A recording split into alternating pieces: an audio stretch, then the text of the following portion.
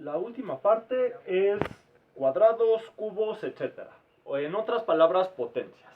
Ya vimos hace ratito que el exponente es el número chiquito que está arriba de un número. Por ejemplo, si tenemos 2 a la 5, eso significa que el número de abajo lo multiplicamos por sí mismo esa cantidad de veces. Eso es lo que significa el exponente, ¿no? Ahora, ¿qué es un número cuadrado? Un número cuadrado es el que se puede escribir como la multiplicación de dos números iguales. En otras palabras, los que tienen un 2 arriba. Por ejemplo, 2 a la 2 se lee como 2 al cuadrado. ¿Por qué? Porque es 2 por 2. 3 al cuadrado, pues es 3 por 3. 4 al cuadrado es 4 por 4. No, sí, 4 por 4. 5 al cuadrado es 5 por 5. 6 al cuadrado es 6 por 6. Ahora, fíjense que pues el 2 y el 3 están factorizados en primos aquí, pero eso no necesariamente funciona. Por ejemplo, para el 4 al cuadrado esto se podría factorizar más, ¿no? Este 4 lo podemos escribir como 2 por 2 y este 4 como 2 por 2. Aquí, por ejemplo, el 6 por 6, cada 6 es 2 por 3.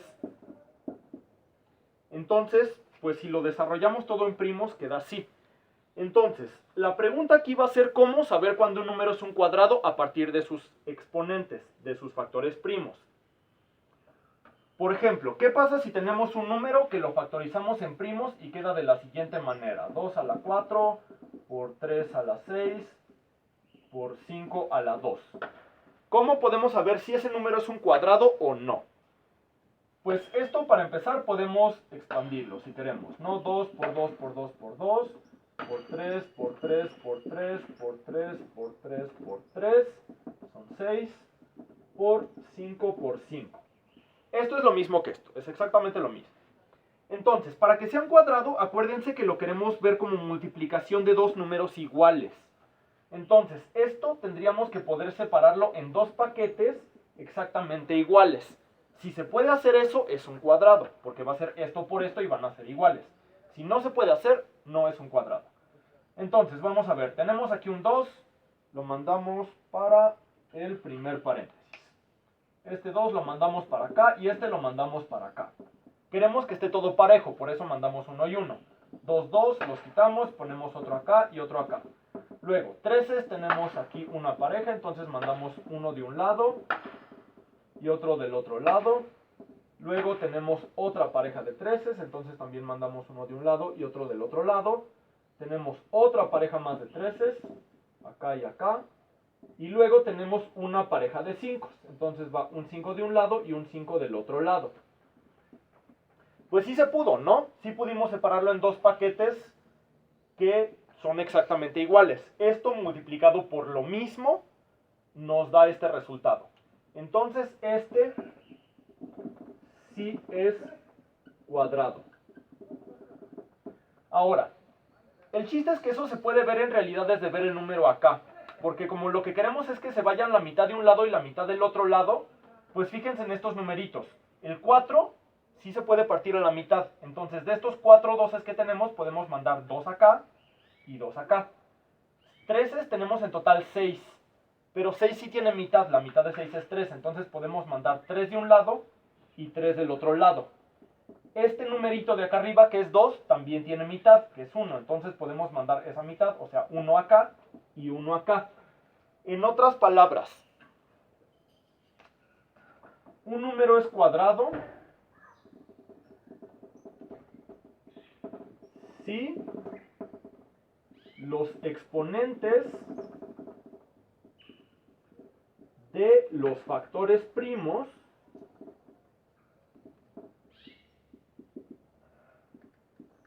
son todos pares, o sea, múltiplos de 2. Si todos estos numeritos se pueden partir a la mitad, entonces el número es un cuadrado perfecto. Vamos a ver un ejemplo de por qué no pasa. Vamos a ver uno simple. 2 a la 7 no es cuadrado. Porque si intentamos repartir sus factores primos en dos paquetes iguales, pues ponemos 1, 2, 3, 4, 5, 6 y nos queda un 2 porque teníamos 7, entonces nos queda 1. no importa dónde lo pongamos, pues no van a ser iguales. Entonces, por eso 2 a la 7 no es un cuadrado. ¿Por qué? Porque el numerito de acá arriba es impar. Con que haya uno que sea impar ya no se puede. Por ejemplo, si tuviéramos 2 a la 4, 3 a la 6 y 5 a la 3, pues ahí ya quebró. Porque aunque estos sí se pueden repartir parejo, este no. Entonces, por eso todos los exponentes tienen que ser pares. Eso es lo que es un cuadrado. Ahora, eso podemos generalizarlo para cubos y para cualquier otra potencia. Antes de eso vamos a ver rápidamente por qué se llaman cuadrados.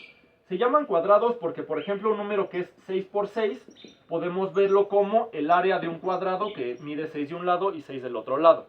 Si son iguales estos dos, entonces pues es un cuadrado perfecto. Si no, sería un rectángulo geométricamente. Pero por eso los cuadrados se llaman cuadrados. Ahora, los cubos. ¿Por qué se llaman cubos? Por ejemplo, el primer cubo pues sería 2 por 2 por 2, que es 8. O 2 a la 3, o al cubo. ¿Por qué se llama cubo? Porque si tuviéramos un cubito con sus 3 dimensiones iguales, acuérdense que la fórmula del cubo pues justo es lado al cubo, ¿no? O en otras palabras, base por altura por ancho. O sea, 2 por 2 por 2 es el área, el volumen más bien del cubo, del lado 2. Por eso se llaman cubos. Entonces, un cubo es cuando son 3 iguales. 3 por 3 por 3, que es 27, es el siguiente cubo, que se escribe así. El siguiente sería 4 por 4 por 4, que es 64. 4 al cubo. Entonces, vamos a ver cómo saber cuándo un número es cubo. Pues vamos a hacer lo mismo que allá, nada más que ahora queremos 3 paquetes iguales. Entonces, vamos a ver, por ejemplo, si este es cubo. Pues el 2, tenemos 4 de estos. Podemos poner uno acá, uno acá, uno acá, y me sobra un 2. Ya no podemos repartirlo parejo, entonces ahí ya tronó, ya no es un cubo. Pero, por ejemplo, ¿qué pasa si le bajamos aquí a 3? Pues ahí sí se puede, ¿no? Tenemos 2, 2, 2. Ahora, ¿qué pasa con los 3? Tenemos 6 en total. Entonces, el 6, como sí se puede dividir entre 3, podríamos poner 2 acá, 2 acá y 2 acá. Luego, 5, como tenemos 3, pues podemos poner 1, 1 y 1. Entonces, este número sí es un cubo. De la misma manera, un número es una cuarta potencia cuando, por ejemplo, tiene un 4 acá. Y para ver que sea una cuarta potencia, tiene que poder repartirse en 4 paquetitos iguales. Entonces, eso, la definición de un cuadrado es el que se puede separar los factores primos en 2 paquetes iguales. El cubo sería si se puede separar en 3 paquetes iguales. Y así podemos seguirnos para arriba. Entonces, esta es otra aplicación básica de los factores primos. Vimos cómo usarlos para encontrar múltiplos, para encontrar divisores, que son paquetitos. A partir de eso podemos encontrar el divisor común más grande o el divisor común o el múltiplo común más chico entre dos números, o si tuviéramos más también se puede hacer. Vimos cómo usar los exponentes, o sea, cómo escribirlos. Y por último, cómo usar también los factores primos y sus exponentes para ver cuándo un número es un cuadrado y cuándo un número es un cubo. Entonces, esa es toda la teoría de momento.